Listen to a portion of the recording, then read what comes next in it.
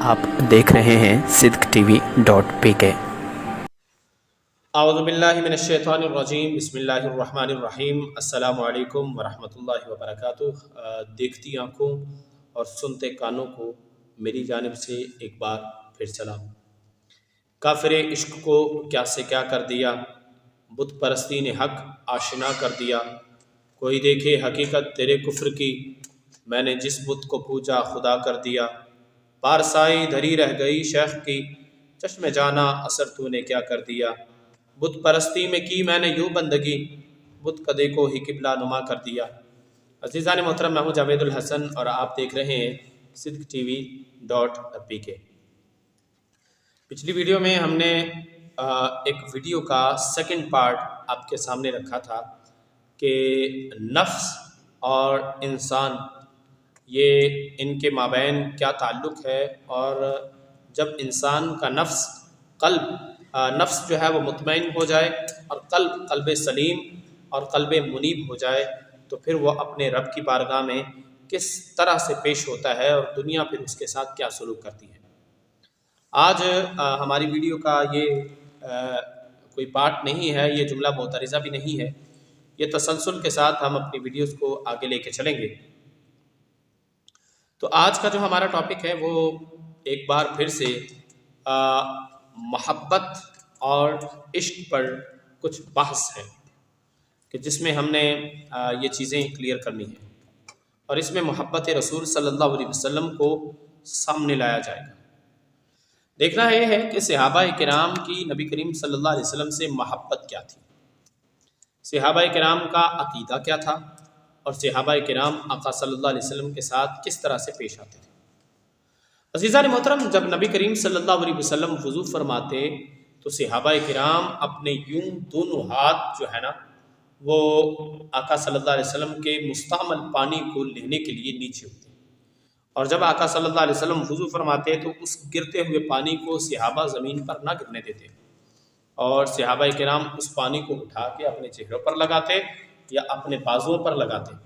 اور آپ اس سے غور کریں کہ نبی کریم صلی اللہ علیہ وسلم کا پسینہ مبارک صحابہ کرام بطور خوشبو استعمال فرمایا کرتے۔ اس پر بھی بہت سارے دلائل موجود ہیں، اور احادیث پاک میں اس کی تصحیح بھی موجود ہے، لیکن اس سے بڑی بات آقا صلی اللہ علیہ وسلم مکہ سے ہجرت کر کے مدینہ پاک تشریف لائے، اور یہ اسلام کا ابتدائی غزوہ تھا، یہ پہلا غزوہ تھا، پہلی جنگ تھی، اور کفار معاذ اللہ نبی کریم صلی اللہ علیہ وسلم کو شہید کرنے کے لیے اپنی ترتیب بنا چکے تھے۔ 1000 کا لشکر کفار لے کے آ رہے تھے۔ ادھر نبی کریم صلی اللہ علیہ وسلم کے پاس 313 لوگ تھے، اور یہ بھی نہیں پتا تھا کہ کیا وہ لڑیں گے یا نہیں لڑیں گے۔ ایک میٹنگ بلائی گئی، مہاجرین اور انصار کو بلایا گیا، اور میٹنگ بلائی گئی، اور میٹنگ میں یہ باتیں پوچھی گئیں۔ سرکار پاک صلی اللہ علیہ وسلم نے فرمایا، صحابہ میرا تمہارے ساتھ معاہدہ تھا کہ انصار مدینہ کے اندر لڑیں گے، وہ باہر نہیں جا کے لڑیں گے، اور مہاجرین مدینہ سے باہر جا کے اسلام کا دفاع کریں گے۔ لہٰذا اب آپ پر اگر مدینہ میں برا وقت آتا ہے تو آپ مدینہ میں لڑیں گے۔ تم انصار کے سردار کھڑے ہو گئے، عرض کی یا رسول اللہ، ہم آپ کے ساتھ ہیں، مدینہ کے باہر ہو یا مدینہ کے اندر، آپ حکم فرمائیں، ہم پلک جھپکتے ہی اپنے گھوڑوں کو دریا میں ڈال دیں۔ یہ باتیں جب اس طرح کی صحابہ کرام نے آقا صلی اللہ علیہ وسلم کی بارگاہ میں عرض کی نا باتیں، تو آقا صلی اللہ علیہ وسلم کے رخسار مبارک کا عالم یہ تھا، یوں لگتا تھا کہ جیسے رات کی تاریکی میں ستاروں نے اپنی روشنی کی جگہ بنا لی۔ آقا صلی اللہ علیہ وسلم کی مسکراہٹ یہ تھی، آپ کے چہرے پہ مسکراہٹ ہے۔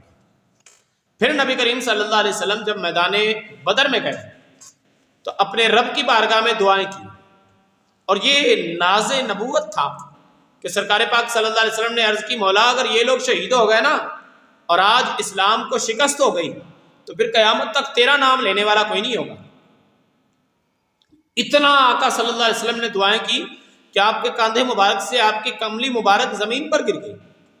حضرت سیدنا صدیق اکبر رضی اللہ تعالیٰ عنہ کی محبت دیکھیں، دوڑ کے نبی کریم صلی اللہ علیہ وسلم کی بارگاہ میں حاضر ہوئے اور آقا صلی اللہ علیہ وسلم کی کملی مبارک کو اٹھایا اور آپ کے کاندھے مبارک پہ رکھ کے عرض کی، یا رسول اللہ جتنا کچھ آپ نے ہمارے لیے کر دیا نا اتنا ہی کافی ہے۔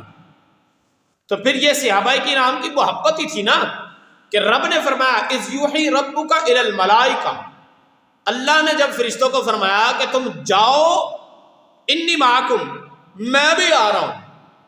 اب سادے لفظوں میں اس کا ترجمہ کرو گے نا، انی معکم میں بھی تمہارے ساتھ ہوں، مطلب میں بھی آ رہا ہوں۔ تم سے نام بدر میں کفار سنبھالے گئے تو میں آؤں گا اور میں اپنے محبوب کے جانثاروں کے ساتھ مل کے کفار کو شکست دوں۔ یہ چیز تھی جس نے موٹیویٹ کیا مسلمانوں کو، اسلام پھیل گیا۔ غزوہ احد میں صحابہ کرام حضرت سعد بن ابی وقاص رضی اللہ تعالیٰ عنہ تیر پر تیر چلا رہے ہیں، محبت ہے، سرکار کو ڈیفینڈ کرنے کے لیے کھڑے ہوئے ہیں۔ نبی کریم صلی اللہ علیہ وسلم فرماتے ہیں یا سعد فدا کا امی و ابی، اے ابن سعد، اے سعد بن ابی وقاص، میرے ماں باپ تجھ پر قربان، میں اپنے ماں باپ کو تجھ پہ قربان کر دوں۔ یہ چیزیں سمجھنے والی تھی اور یہ محبت صحابہ تھی۔ حضرت سیدنا ابو ہریرہ رضی اللہ تعالیٰ عنہ آقا صلی اللہ علیہ وسلم کی بارگاہ میں عرض کرتے یا رسول اللہ میرا حافظہ بڑا کمزور ہے، کچھ کریں؟ آقا صلی اللہ علیہ وسلم نے فرمایا اچھا اپنی کملی مبارک اپنی جھولی پھیلاؤ۔ آقا صلی اللہ علیہ وسلم نے ایک بک اٹھایا، بک میں کچھ بھی نہیں ہے بظاہر، ڈال دیا، پھر اٹھایا پھر ڈال دیا، پھر اٹھایا پھر ڈال دیا، 3 بک اس طرح ڈالے گئے ہاتھوں کے ذریعے۔ اور پھر حضرت ابو ہریرہ رضی اللہ تعالیٰ عنہ کو فرمایا یہ کپڑا اٹھاؤ، اسے لپیٹو اور اپنے سینے پہ پھیرو۔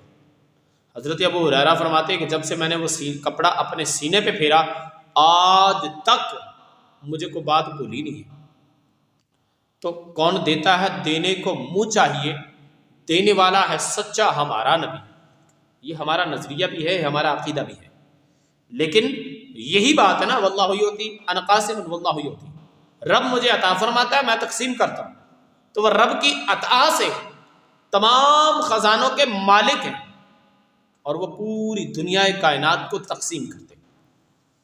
حضرت انس بن مالک اس حدیث پاک کے راوی ہیں اور نبی کریم صلی اللہ علیہ وسلم اس حدیث پاک کو بیان کرتے ہوئے آپ قسم اٹھاتے ہیں، فرماتے ہیں والذی بیدہ نفس محمد صلی اللہ علیہ وسلم، والذی بیدہ نفسی، وہ قسم ہے اس ذات کی جس کے قبضہ قدرت میں میری جان ہے، لا یؤمن احدکم، شاید کسی کو مروڑ اٹھے کہ یہ کیا ہو رہا ہے، تو میں پہلے بتا دوں کتاب الایمان ہے اور باب حب الرسول صلی اللہ علیہ وسلم ہے، اس کو حدیث حب بھی کہتے ہیں۔ راوی حضرت انس بن مالک ہیں اور یہ حدیث صحیح ہے، اس پر ائمہ محدثین کے آپ ریمارکس بھی دیکھ لیں۔ سرکار نے فرمایا والذی نفسی بیدہ، وہ ذات کہ جس کے قبضہ قدرت میں میری جان ہے، لا یؤمن احدکم حتی اکون احب علیہ من والدہ وولدہ والناس اجمعین، تم میں سے کوئی بھی شخص تب تک مومن نہیں ہو سکتا جب تک وہ اپنے والدین، اپنے مال، اپنی اولاد اور دنیا کائنات سے بڑھ کے مجھ سے محبت نہ کرے۔ اور ایک اور حدیث پاک، اس حدیث پاک کا پس منظر یہ ہے کہ حضرت سیدنا فاروق اعظم رضی اللہ تعالیٰ عنہ سرکار پاک صلی اللہ علیہ وسلم کی بارگاہ میں موجود تھے۔ آقا صلی اللہ علیہ وسلم نے فرمایا عمر کتنی محبت کرتے ہو مجھ سے؟ عرض کی یا رسول اللہ اپنے مال سے زیادہ، فرمایا بس۔ عرض کی یا رسول اللہ اپنے اولاد سے زیادہ، فرمایا بس۔ عرض کی یا رسول اللہ اپنے والدین سے بھی بڑھ کر، آپ نے فرمایا بس۔ تو آپ نے پھر فرمایا لا یؤمن احدکم حتی اکون احب الیہ من نفس، تم میں سے کوئی بھی شخص تب تک مومن نہیں ہو سکتا جب تک وہ اپنی جان سے بڑھ کر مجھ سے محبت نہ کرے۔ اور پھر قرآن پاک میں بھی فرمایا گیا نا قل ان کنتم تحبون اللہ فَاتَّبِعُونِی یُحْبِبْکُمُ اللہ۔ اے محبوب آپ فرما دیجئے کہ اگر تم اللہ سے محبت کرنا چاہتے ہو تو میری اتباع کرو، اگر میری اتباع کرو گے یحببکم اللہ تو اللہ تم سے محبت کرے گا، ویغفر لکم ذنوبکم اللہ تمہارے کرتوتوں کو بھی معاف فرما دے گا۔ تو یہ ایک جملہ مرزا جاہل صاحب اپنی تقریروں کے اندر بیان کرتے ہیں۔ وہ کہتے ہیں جی کہ من کان یعبد محمد ان محمدن قد مات، یہ حضرت سیدنا صدیق اکبر رضی اللہ تعالیٰ عنہ کا یہ ایک جملہ بیان کیا جاتا ہے اور اسے بخاری شریف میں ذکر بھی کیا گیا، لیکن اس جملے کی حقیقت اور اس کا پس منظر کچھ اور ہے۔ کچھ لوگ مسلمانوں میں وہ لوگ تھے کہ جو بظاہر مسلمان تھے، وہ نبی کریم صلی اللہ علیہ وسلم کو خاص طور پہ اعرابی، کہ جو نبی کریم صلی اللہ علیہ وسلم کی آپ کے قادر ہونے پر، یعنی قادر کسی بھی شے کے قادر ہونے پر، دنیا کائنات کی تمام اشیاء پر قادر ہونے پر وہ اس طرح یقین رکھتے تھے کہ جیسے رب کا قادر ہونا سمجھا جاتا ہے۔ اور کچھ لوگوں نے آقا صلی اللہ علیہ وسلم کو معراج پر جاتے ہوئے بھی سنا، آپ واپس آئے تو آپ نے بتایا، لامکان تک آقا صلی اللہ علیہ وسلم گئے یہ بھی پڑھا، اور حدیث پاک ہے باقاعدہ، آقا صلی اللہ علیہ وسلم نے اس کا تذکرہ بھی فرمایا، حدیث معراج ہے۔ اور کچھ لوگوں نے آقا صلی اللہ علیہ وسلم کو آنکھوں سے سورج کو موڑتے ہوئے بھی دیکھا، یہ بھی حدیث پاک ہے، مولا کائنات کی روایت ہے اور یہ جھوٹی نہیں ہے، یہ صحیح ہے۔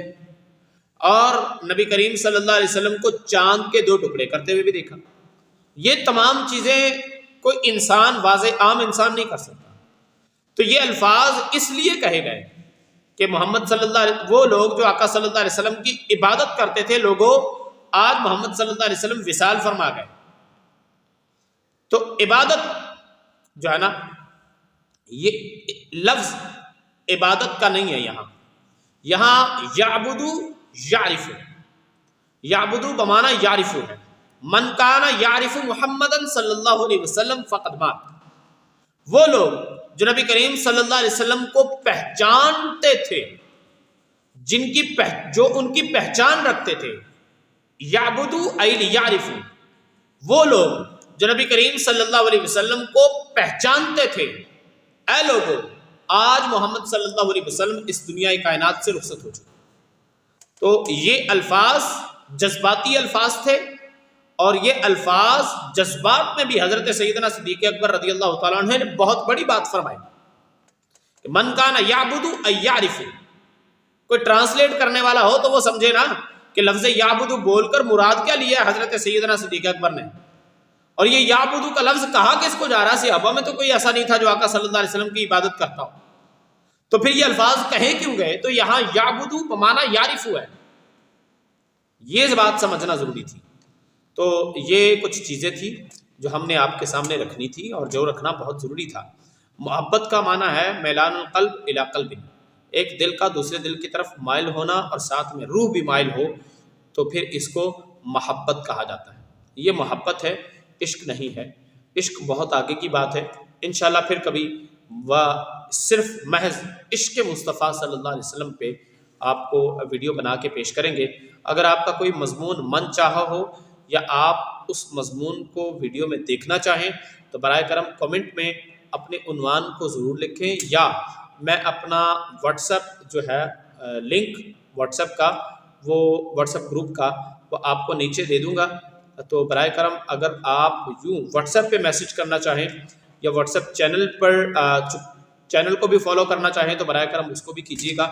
باہر نہ ہو کہ میں آپ کو یہ چیزیں ڈسکرپشن میں پرووائڈ کر دوں گا، آپ ان کو دیکھ لیجیے گا۔ میری ویب سائٹ بھی ہے sidqtv.pk کے نام سے ہی، آپ اس کو بھی ضرور وزٹ کیجیے گا۔ تو آج کے لیے صرف اتنا ہی۔ ہماری ویڈیو کو مکمل دیکھ کے اپنے چاہنے والوں تک ضرور پہنچائیے۔ اپنا خیال رکھیے، اور اپنے اس چینل کا بھی۔ جانے لگا تھا میں بھی، جدا ہو کے اشکبار، رونے لگے تھے تم بھی، سمٹ کر سیتون سے۔ والسلام۔ آپ دیکھ رہے ہیں sidqtv.pk۔